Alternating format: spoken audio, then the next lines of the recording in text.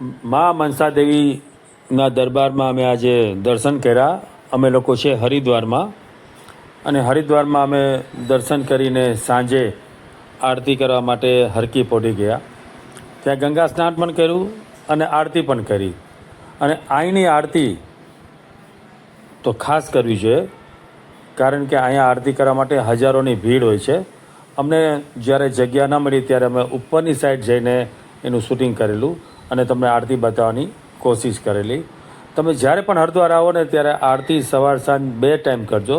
સવારના પણ અહીંની આરતી એકદમ સરસ મજાની થાય છે અને સાંજે થોડી ભીડ વધારે હોય છે. ચલો, હર હર ગંગે. ખૂબ જ મજા આવી અને વ્યવસ્થિત હતું.